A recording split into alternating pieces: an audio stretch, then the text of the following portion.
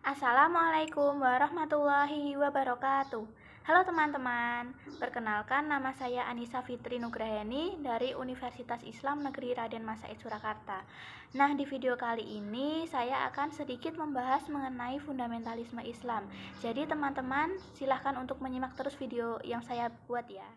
Yang pertama yang akan kita bahas yaitu fundamentalisme itu sendiri.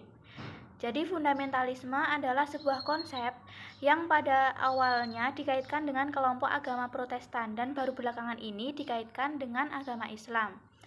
Nah, istilah fundamentalisme ini muncul pada tahun 1920-an di antara orang-orang Kristen Protestan yang menolak skeptisisme filosofis yang menguasai pemikiran akademis dan sosial dan menganjurkan untuk kembali ke dasar-dasar kekristenan.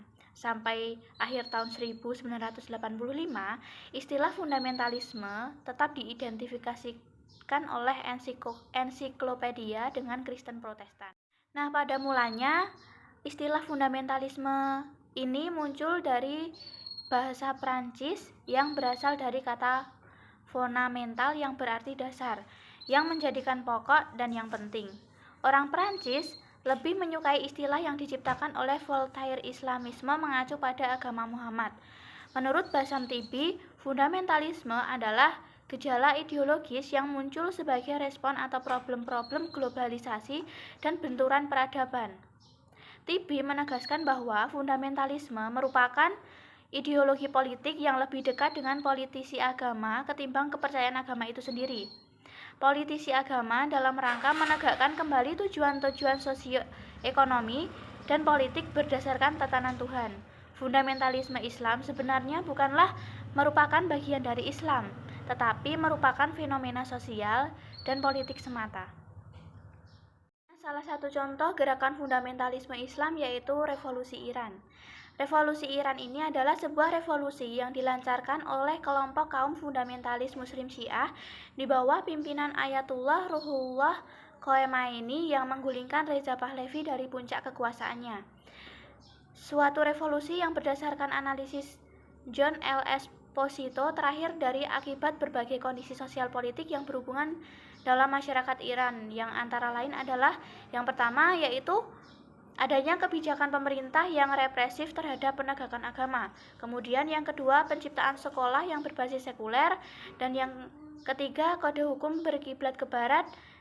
Kemudian kontrol atas lembaga-lembaga keagamaan oleh pejabat pemerintah dan telah membatasi kekuasaan peran ulama. Selain itu, adanya intervensi asing dan ketergantungan pada barat, baik itu ekonomi, politik, sosial, dan budaya.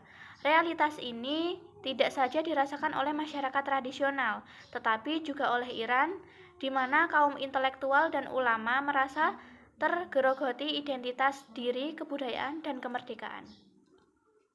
Nah, dari sebuah revolusi tersebut, terbentuklah suatu negara yang mereka sebut sebagai Negara Republik Islam Iran dan kemudian meletakkan posisi ulama sebagai pemegang kekuasaan dan menyebutnya sebagai wilayah Al-Faqih. Falayat Al-Faqih, sebuah nama dari interpretasi Imam Khomeini. Kemudian lebih jauh mengolaborasinya dengan sebutan wilayat Al-Faqih. Dan inilah wajah dari kemenangan revolusi Islam Iran adalah menjadi kemenangan kaum fundamentalisme Islam Iran. Menggulingkan kekuasaan monarki dan kezaliman Reza Pahlavi, suatu revolusi politik publik Islam yang paling spektakuler dan berhasil mendirikan negara Islam. Nah, dari revolusi Iran ini menandai hubungan umum pertama istilah fundamentalisme dengan Islam. Ketika para koresponden dan jurnalis mengadopsi istilah tersebut untuk melabeli kaum tradisionalis di kalangan Muslim yang telah mengambil alih kekuasaan Iran. Namun, setiap gerakan yang sangat berbeda dalam hal agenda dan masalah politiknya sendiri, dan masing-masing harus dipelajari secara terpisah untuk dipahami sepenuhnya. Kelompok-kelompok fundamentalisme itu diantaranya yaitu Ikhwanul Muslimin di Mesir, dan baru-baru ini yang sering kita kenal sebagai ISIS, yaitu negara Islam di Irak dan Suriah.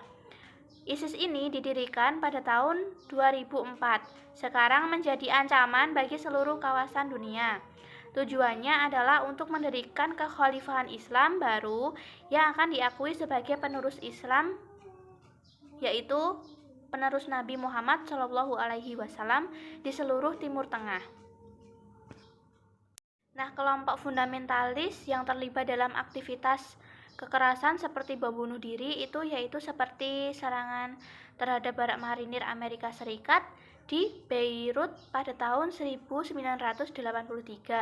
Kemudian serangan 9 November pada tahun 2001 atau pemenggalan kepala ISIS yang lebih baru dan eksekusi massal lainnya di Suriah dan Irak. Banyak muslim berpendapat bahwa menggunakan Islam untuk membenarkan kekerasannya sebenarnya itu adalah anti-Islam. Nah, mungkin cukup sekian pembahasan yang dapat saya sampaikan. Semoga dapat bermanfaat.